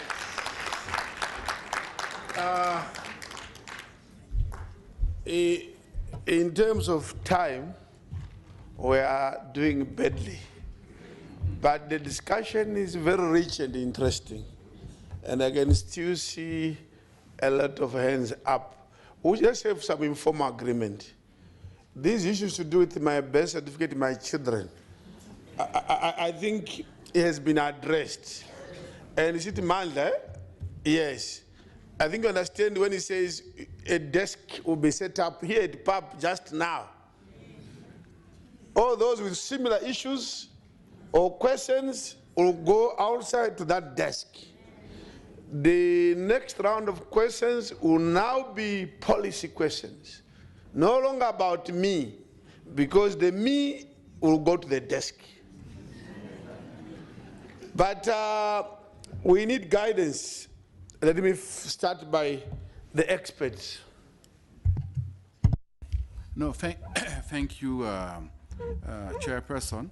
I just wanted to add to what Mr. McKay has just said, contribute to the solutions, okay? Because what he has said is very key, and we are not answering that. Can I request you to speak from here? Okay.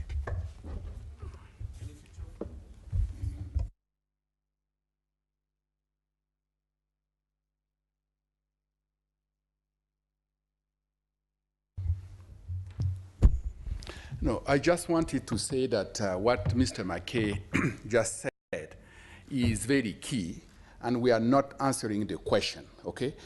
We have root causes, and we are addressing the symptoms, okay? How are we going to address the root causes? I can give you, Chairperson, a clear example. When we had Yaya Gyame from the Gambia, okay? We know also what are the triggers. One of the main triggers is elections, okay? When elections are coming, this is where we have problems. Let's take that one. I am just taking elections as the main trigger in Africa where we have problems. When we are mapping in 2019, how many presidential elections are we going to have? In 2019, how many parliamentarian elections and so forth? And this is what is bringing us triggers and so forth, and then we are preparing for emergency. When UNHCR is preparing for emergency, one of the elements that we are taking into account is elections.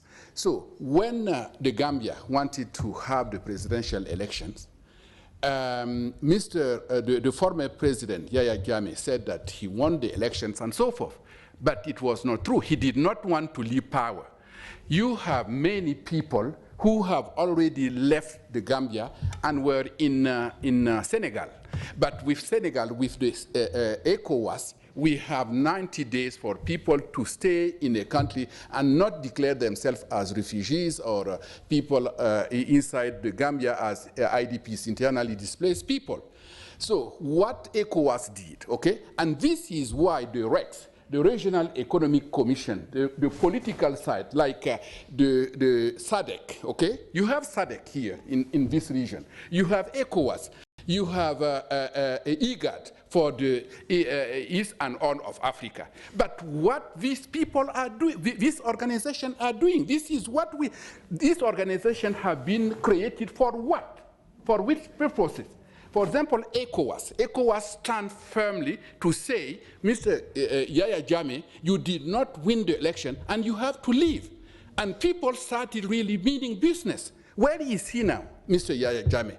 And immediately people who had fled the Gambia to go to Senegal returned clearly. We did not have to face an emergency refugee problem. We did not go public to look for money to care for these people and so forth. But if ECOWAS did not stand, we would have Mr. Yahya Jammeh still in power in the Gambia, and then having a million of people or thousands of people, refugees in Senegal, in Mali, and so forth. But because of the political, the ECOWAS stand at that time very firmly, we were able to avoid that situation. So this is the type of concrete elements that I wanted to bring to your attention, Chairperson. Thank you.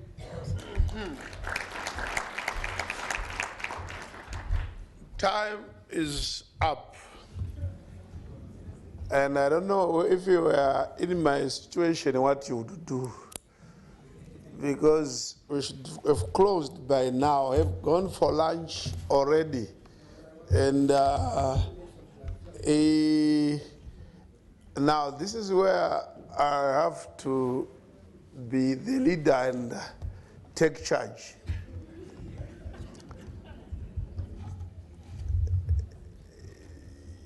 If you think your contribution will be less than a minute, you can raise up your hand. If you know that you want to lecture, then just know that that's for next time. I think when the time for today has lapsed, and this is very important, the time has lapsed already, and we can't create more time. The lady over there.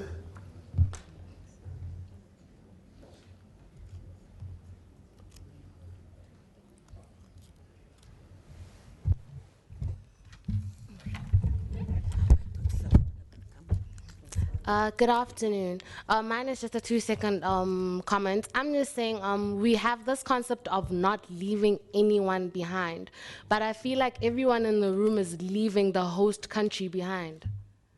We're not including the South Africans. So I think before you think of saying, let's deal with the refugees, you can't deal with the refugees in a host country without including the host country. Thank you.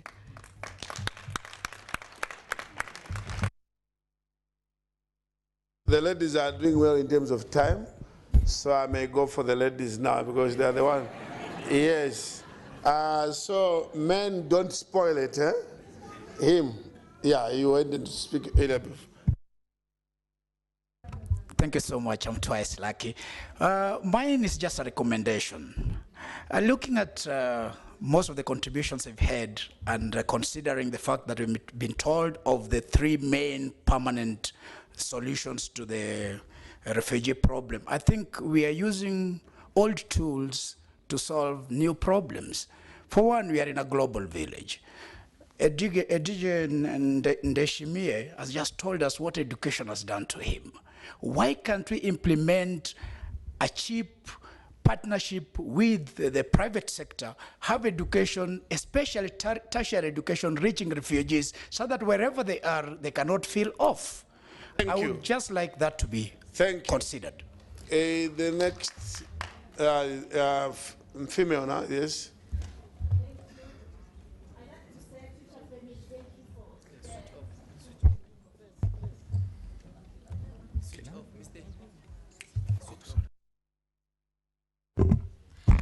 I like to say thank you for Future Family. Artists, they are trying for us, refugees, to help us to give a shelter, sometimes to give bread for eating. But now I have one question for our leader for UNHCR. So I'm refugee here since 2005. So I'm here. I hear people, they are crying, they have a paper, but me, I don't have even a document. I am illegal here, this country, since 2008 and 7. So I want to say, there's a time UN protect me, like 2 years. They was protecting me for everything, and they give me the paper, 3 papers to sign. They say now we. So what is the question? No, I asked the question. They signed 3 papers. They said they find another country, so I must go there. They tell me I'm gonna go America. You see, I signed 3 papers from UNHCR. It's a question, don't laughing. So from now, I don't have. I'm legal here, this country. And now the children, they are grow up here, this country.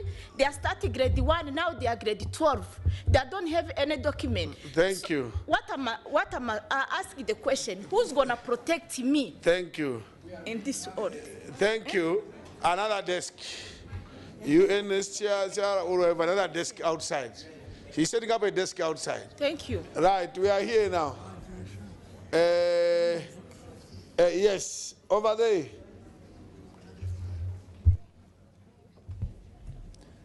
Thank you so much. My name is Attila Da. I'm from Universal Rights Association. I'm the co-founder and director of the association. First of all, I'm very short that we are quite recognizing the problems of South Africa, that's for sure. Because South Africa has its own challenges and problems, but we really appreciate that South Africa is still doing good when we especially compare to other countries around the world. That's number one. But number two, that please do not forget the potential of the refugees. Remember, Einstein himself was a refugee, and he contributed a lot to the United States and to the whole world. So as you can see from the hands which is going up to ask more questions, why don't we keep in touch and have this dialogue into different terms that we can maybe identify people from different communities, and we can get together. And when we have this dialogue, keep in touch, that I'm definitely sure that we will be able to solve our problems better. Thank you so much.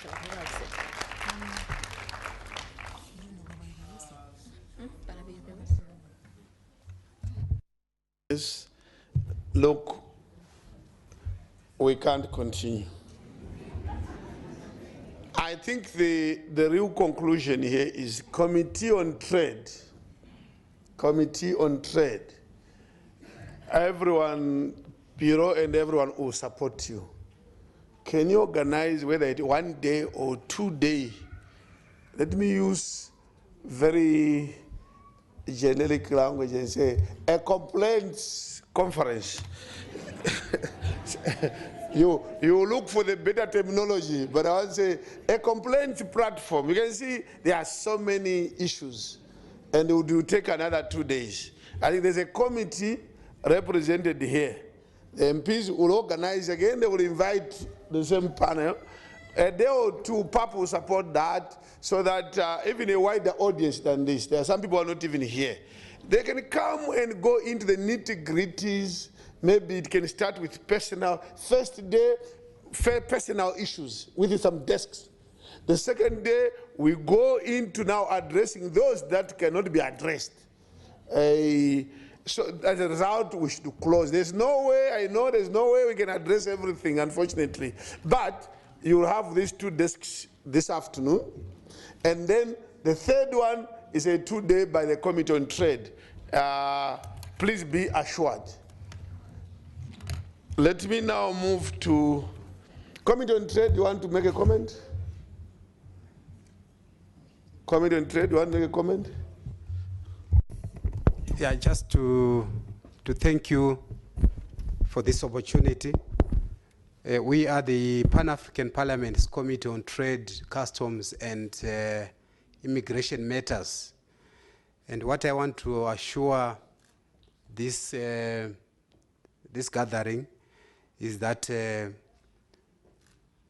if we want to talk about the protection of refugees, it is about the law.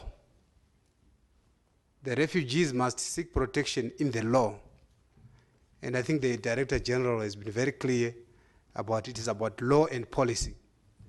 And parliaments are the watchdogs. We make sure that governments implement the policies on refugees, on the protection of refugees. We hold the governments and their departments to be accountable. Even the Department of Home Affairs here, there is a committee on parliament which will make sure that you are accountable to the people. Because all refugees, they originate from a constituency and they travel to a host country where they will stay in a constituency. So parliamentarians are very key in all this debate. But most importantly, all the conventions that we can talk about, all the protocols that we can talk about, unless they are domesticated and implemented, they do not protect refugees. They just remain protocols on paper. And our duty as parliamentarians is to make sure that those conventions and protocols to protect refugees are domesticated and implemented. And to make sure we hold the executive accountable in their policy programming, policy plans, so that the refugees are assisted, whether by way of right to residence or right to establishment. Parliaments are the watchdogs, which will force the executive to implement the right policies to protect refugees. And one other issue which parliaments assist with is that we also get petitions. If you are not satisfied with how the government departments handle your cases, you can petition your parliament. And the parliament will summon the Minister of Home Affairs or the Director General, because parliaments can summon anybody except the president to clarify on policy matters and legal issues. So I can only say that parliament is the cog, and we as PAP, we are playing our role to make sure that the refugee problem is resolved amicably. Thank you.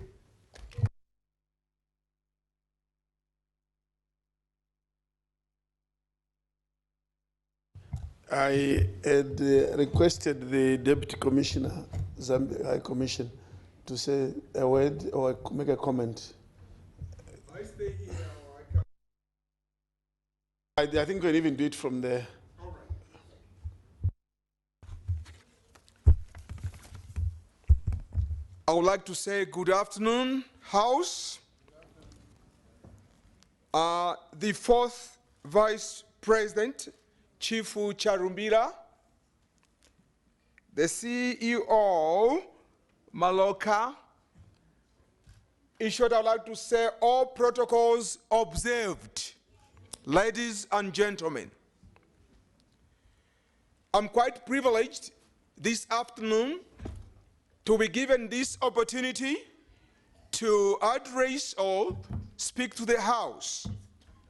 Indeed, my names are Maynard Julius Chanda Misapa, a Zambian. I've said I'm quite privileged this afternoon because I remember debating here from 2007, 2008, and 2009, when I was again called back by my country because I remember Parliament from Progressive Constituents in Zambia. I left this August House because I was given a ministerial post. I became the deputy minister in Zambia. Thereafter, I went now into the missions. I was sent to Sweden, Stockholm. From there, again, I was transferred to Nigeria. And now I'm here at the Zambia High Commission, still more serving as the Deputy High Commissioner Administrative. Today, on 20th, I've marked 3 months exactly here in South Africa. I thank the Pan-African Parliament for according me the chance of coming here together with my 4 diplomats We thank you so much, President. We also thank the government of South Africa to had allowed Africa to have this Pan-African Parliament built here and nowhere else. You have really, South Africa, accommodated Africa, and we thank you so much for this. If you didn't allow us, we were not going to have a chance of being here. I'm very sorry about this. We were not going to have a chance of having people even assembling here to echo their grievances, their complaints. But because South Africa as a country is a loving country, is an accommodating country, that's why we're here. If it wasn't, we were not going to be here. Please, South Africa, please, congratulations, and continue being with us.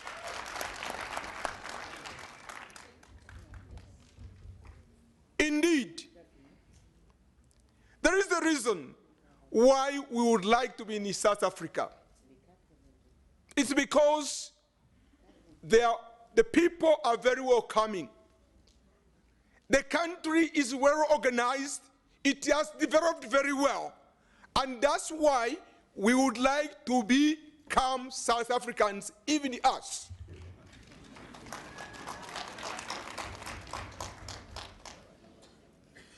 Leaving that, I would also like to thank the UNHCR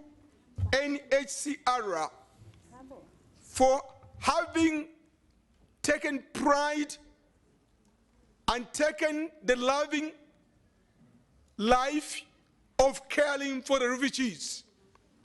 As I stand here, I do remember that the time when I was a member of the parliament,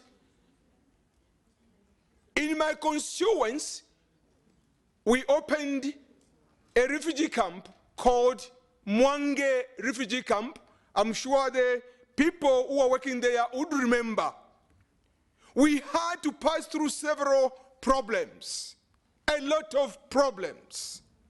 But the UNHCR, they attended to everybody well until there was peace in the Congo DRC, and the camp had to be closed after the Congolese were made to go back to their homes. So in this case, we would also like to thank the UNHCR for the wonderful and commendable job that they do in life. It's not a very simple thing. Please, we say thank you very much.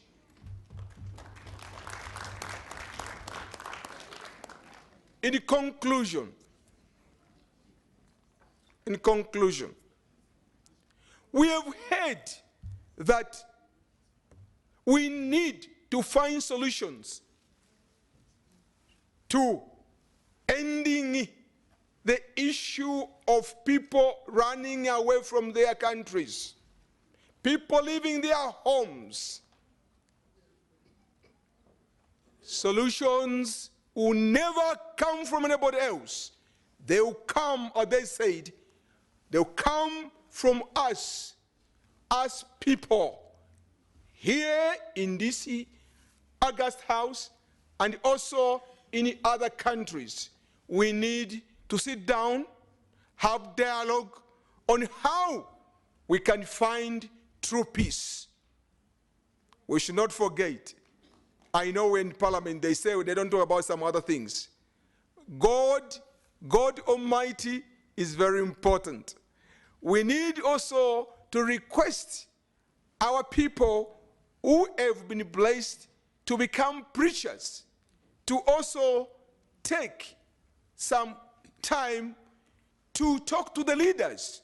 When I say leaders, I'm talking of leaders at a very high level, village level, the headmen, the chiefs, the governors, the presidents, and indeed, all the villagers should come together and find true solutions. The true solution will be found in the book, sorry, I know, in the books of God, I know why I've put a comma there, because I'm a Christian, I didn't want to make a mistake. So we should only ask the God people in all regions to come together and we find peace together.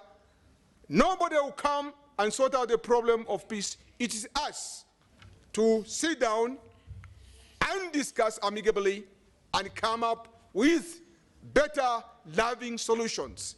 I would like to say thank you very much for according me the chance to address you. Thank you very much. Bye-bye.